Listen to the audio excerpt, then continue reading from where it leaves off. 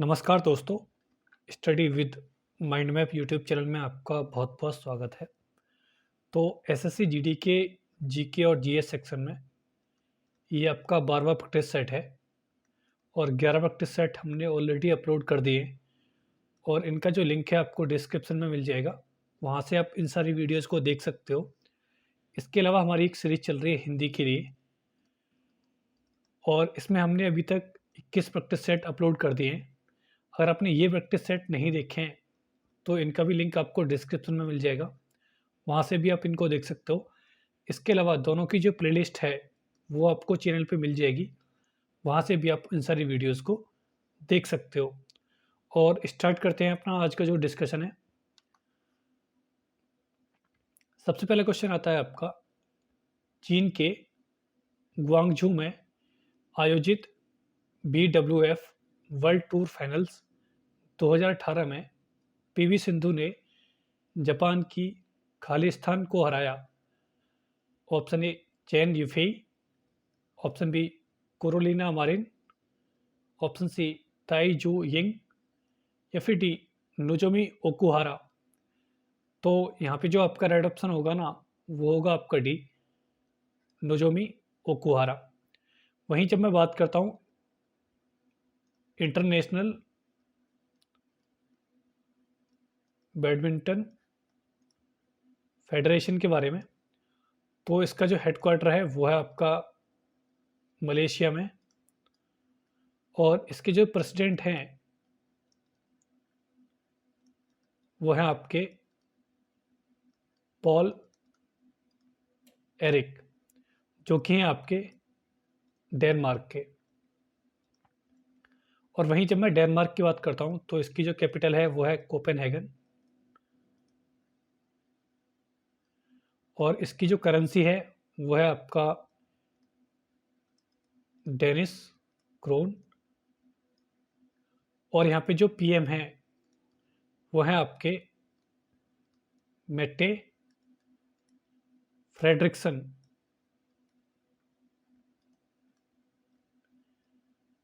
और अगला क्वेश्चन आता है आपका, ओजोन परत निम्न में से किस मंडल में स्थित है?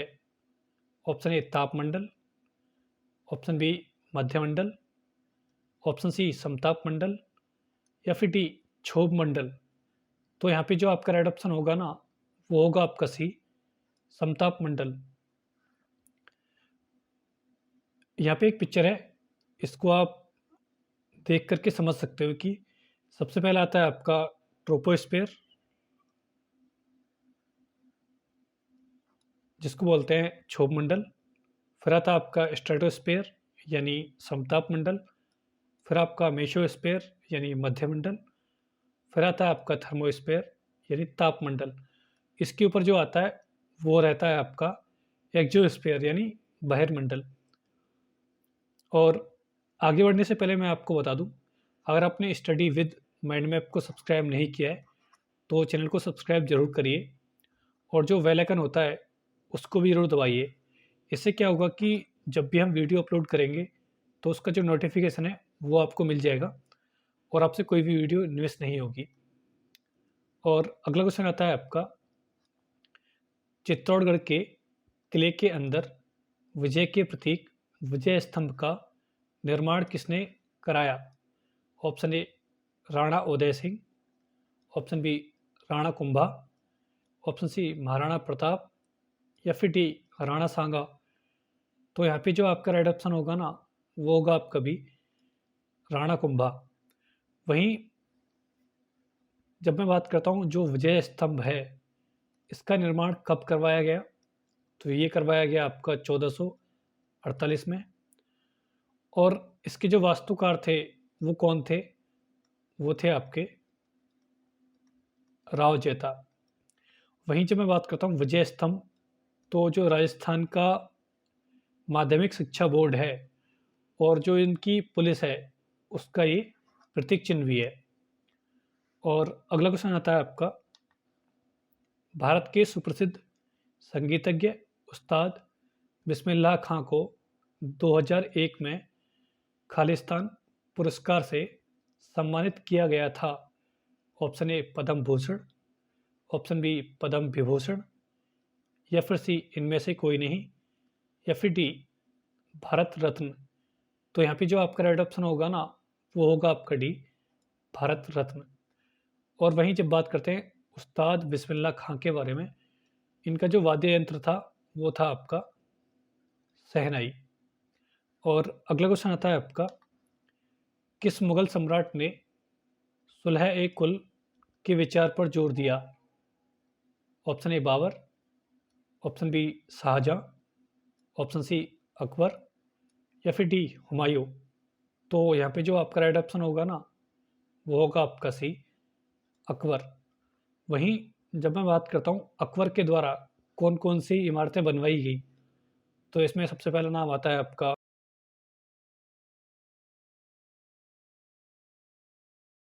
हुमायूं का मकबरा, फिर आपका बुलंद दरवाज़ा,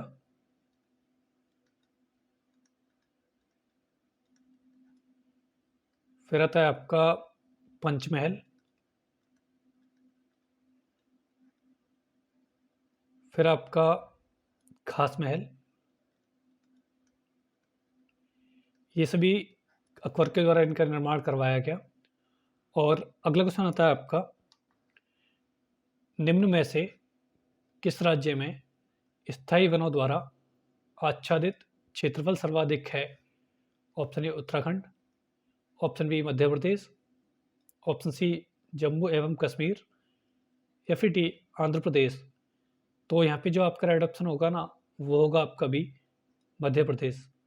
और वहीं जब मैं मध्य प्रदेश की बात करता हूँ, तो इसकी जो कैपिटल है वह है आपकी इंदौर। और वहीं जब मैं बात करता हूँ इसके जो गवर्नर हैं वो हैं आपके मंगू भाई पटेल।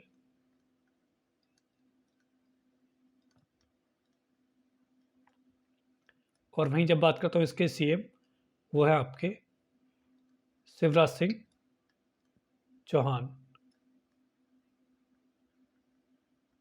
और अगला क्वेश्चन आता है आपका, 2018 में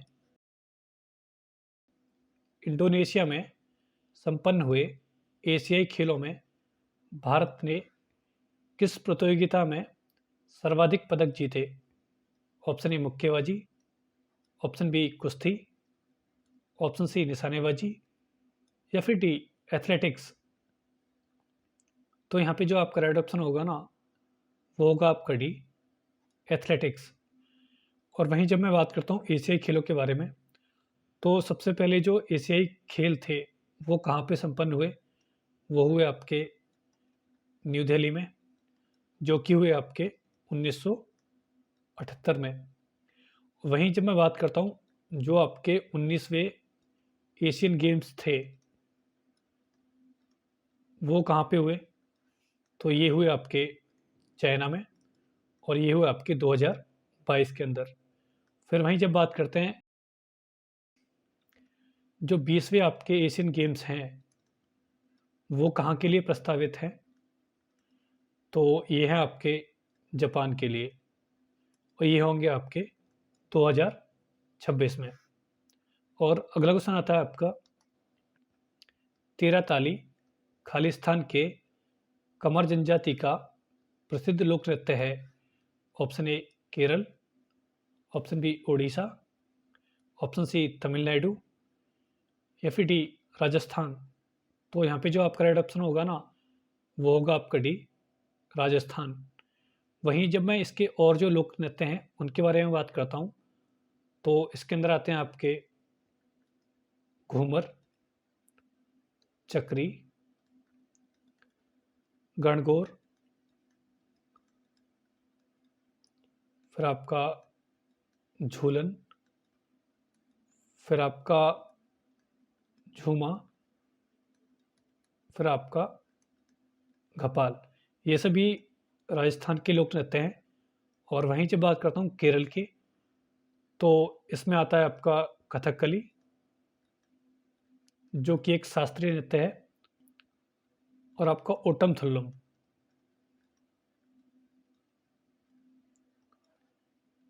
फिर आपका मोहिनी अट्टम, ये भी आपका शास्त्रीय नृत्य है, जो कि है आपके केरल से। फिर जब बात करते हैं उड़ीसा की, तो इसके अंदर आते हैं ओडिशी, जो कि एक शास्त्रीय नृत्य है। फिर आता है सावरी, घुमारा, पेनका, मुनेरी और छऊ। ये सभी उड़ीसा के लोक नृत्य हैं। और जब बात करते हैं तमिलनाडु, तो इसके हैं आपके भरतनाट्यम, जो कि है एक शास्त्रीय नृत्य। फिर आता है कुमी, कोलट्टम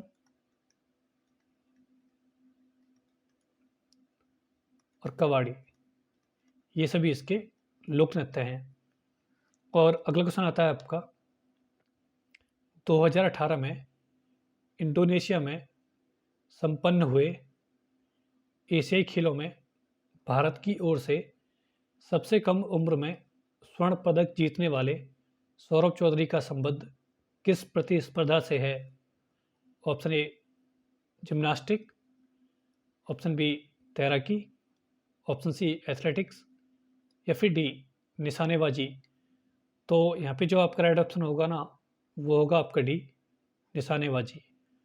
और जो सौरभ चौधरी हैं, इनका संबंध है मेरठ से, और मेरठ पड़ता है आपका यूपी के अंदर। और अगला क्वेश्चन आता है आपका 65वें राष्ट्रीय फिल्म पुरस्कारों में सर्वश्रेष्ठ हिंदी फिल्म का पुरस्कार किस फिल्म ने जीता?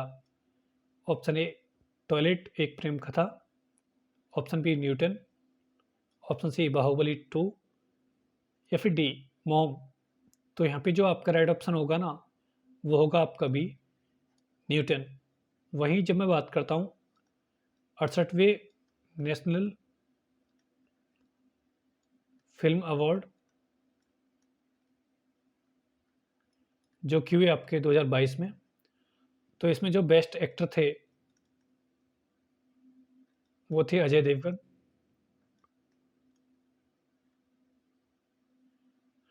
और इनकी मूवी थी तानाजी। और वहीं जब बात करते हैं बेस्ट एक्ट्रेस, तो ये थी अपर्णा। और वहीं जब बात करते हैं बेस्ट फिल्म, तो ये थी तुलसीदास जूनियर। और वहीं जब बात करते हैं बेस्ट डायरेक्टर, तो ये थे सच्चिदानंद सच्चिदानंद के आर। और अगला क्वेश्चन आता है आपका निम्न में से कौन सा प्रकाश के प्रकीर्ण का उदाहरण नहीं है? ऑप्शन ए आकाश का नीला रंग, ऑप्शन बी सूर्योदय और सूर्यास्त के समय सूर्य का लाल होना, या फिर सी गहरे समुद्र में जल का रंग, या फिर डी तारों का टिमटिमाना। तो यहाँ पे जो आपका राइट ऑप्शन होगा ना, वो होगा आपका डी तारों का टिमटिमाना। और अगला क्वेश्चन आता है आपका स्वच्छ भारत अभियान की शुरुआत कब से हुई? ऑप्शन ए 2 अक्टूबर 2014, ऑप्शन बी 15 अगस्त 2014, ऑप्शन सी 26 जनवरी 2014 या फिर डी 30 जनवरी 2014। तो यहाँ पे जो आपका राइट ऑप्शन होगा ना, वो होगा आपका ए 2 अक्टूबर 2014। और अगला क्वेश्चन आता है आपका निम्न में से किसमें 4 कक्षीय हृदय पाया जाता है? ऑप्शन ए मेंढक, ऑप्शन बी मगरमच्छ, ऑप्शन सी मछली या फिर डी गिरगिट। तो यहाँ पे जो आपका राइट ऑप्शन होगा ना, वो होगा आपका बी मगरमच्छ। और अगला क्वेश्चन आता है आपका जब अम्ल जल के साथ अभिक्रिया करता है तो खाली स्थान उत्पन्न होती है। Option A nitrate ion, option B oxygen gas, option C hydrogen gas या फिर डी हाइड्रोडिनियम आयन। तो यहाँ पे जो आपका राइट ऑप्शन होगा ना, वो होगा आपका डी, हाइड्रोनियम आयन।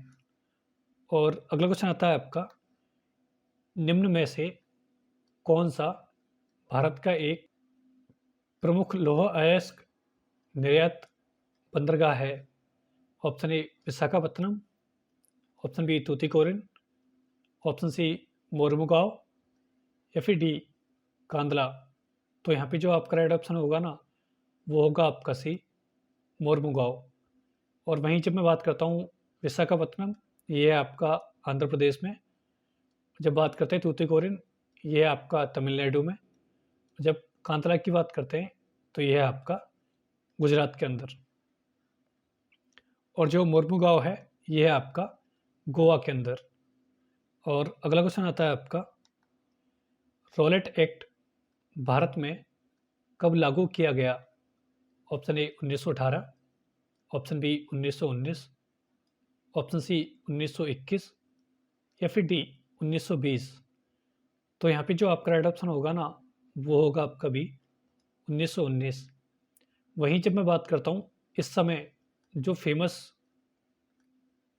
मूवमेंट थे और जो रिफॉर्म थे, वो कौन कौन से हुए, तो इसमें सबसे पहला रिफॉर्म आता है 1919 का मॉन्टेग्यू चेम्सफोर्ड रिफॉर्म।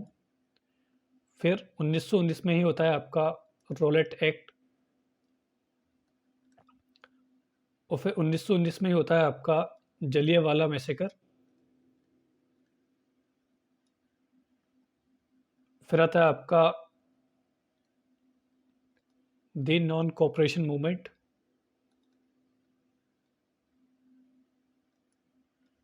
जो कि हुआ आपका 1920 में और चला आपका 1922 तक। फिर आता है आपका साइमन कमीशन, जो कि आया आपका 1927 में। फिर इसी समय हुआ आपका बारदोली सत्याग्रह, जो कि हुआ आपका 1928 में। फिर 1928 में ही आती है आपकी नेहरू रिपोर्ट।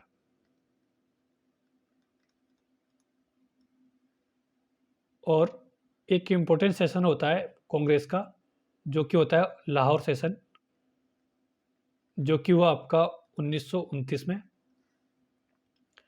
और फिर यहाँ से स्टार्ट होता है आपका राउंड टेबल कॉन्फ्रेंस। तो सबसे पहला हुआ आपका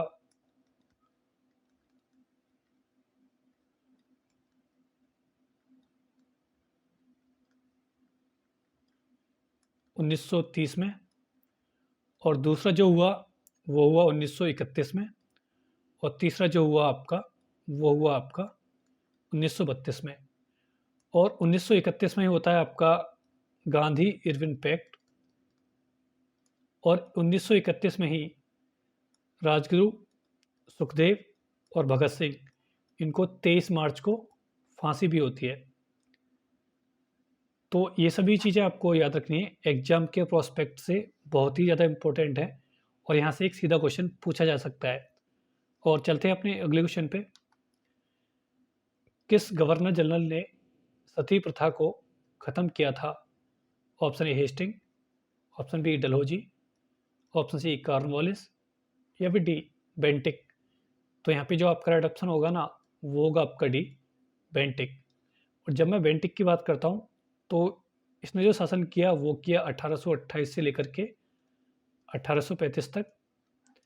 और इसके समय पे जो सुधार हुए वो हुए आपके, सबसे पहला सती प्रथा का, जो कि हुआ आपका 1929 के अंदर। और राजा राम मोहन राय जो थे आपके,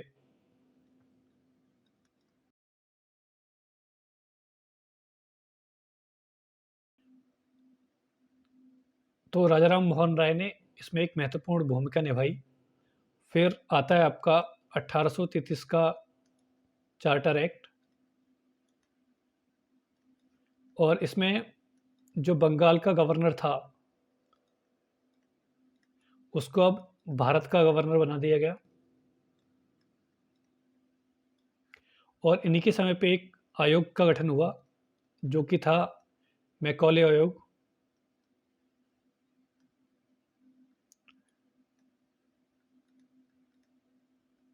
जो कि बना आपका 1835 में, और इसका जो उद्देश्य था भारत के अंदर अंग्रेजी शिक्षा को बढ़ाना। और अगला क्वेश्चन आता है आपका, महात्मा गांधी राष्ट्रीय ग्रामीण रोजगार गारंटी अधिनियम कब लागू हुआ?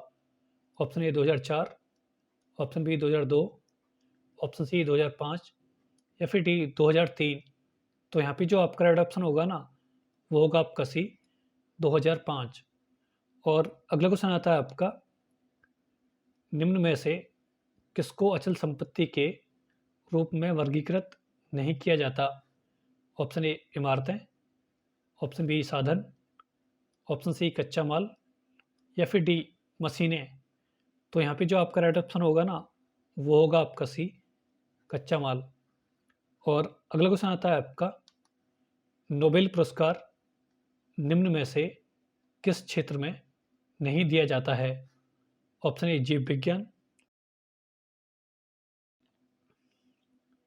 ऑप्शन बी भौतिक विज्ञान, ऑप्शन सी रसायन विज्ञान या फिर डी साहित्य।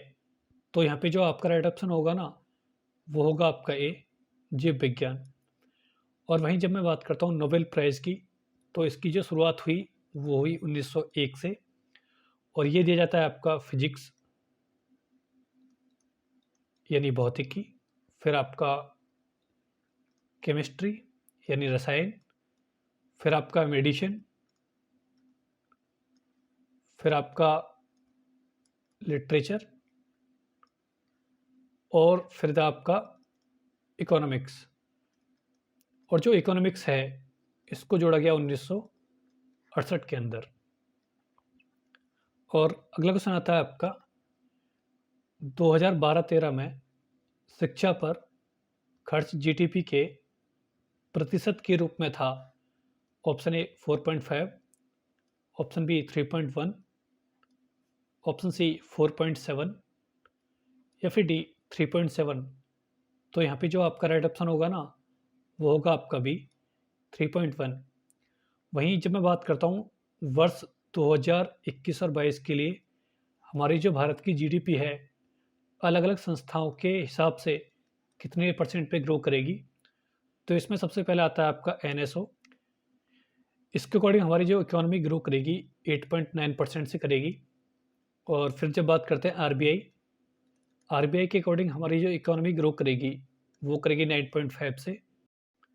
फिर आता है आपका आईएमएफ, और इसके अकॉर्डिंग जो हमारी इकोनॉमी ग्रो करेगी वो करेगी आपकी 9.0%। फिर आता है आपका वर्ल्ड बैंक, और इसके अकॉर्डिंग हमारी जो इकोनॉमी ग्रो करेगी 8.3%। फिर आता है आपका फिच रेटिंग, और इसके अकॉर्डिंग हमारी जो इकोनॉमी ग्रो करेगी वो करेगी 8.7%। तो ये सभी आपको याद रखनी है, और एग्ज़ाम के प्रोस्पेक्ट से बहुत ही ज़्यादा इम्पोर्टेंट है ये। और अगला क्वेश्चन आता है आपका, निम्न में से कौन सा अधिकार 1978 से एक मौलिक अधिकार नहीं है? ऑप्शन ए स्वतंत्रता का अधिकार, ऑप्शन बी समानता का अधिकार, ऑप्शन सी संपत्ति का अधिकार या फिर डी संवैधानिक उपचार का अधिकार। तो यहाँ पे जो आपका राइट ऑप्शन होगा ना, वो होगा आपका सी संपत्ति का अधिकार। वहीं जब मैं बात करता हूँ संपत्ति के अधिकार को जो हटाया गया, वो हटाया गया 1978 में, और इसके लिए जो संशोधन हुआ वो था आपका 44वां संशोधन। और पहले ये जो संपत्ति का अधिकार था वो था आपका अनुच्छेद 31 में, और अब ये इसको मूव कर दिया है अनुच्छेद 300 में, और ये अब बन गया है कानूनी अधिकार।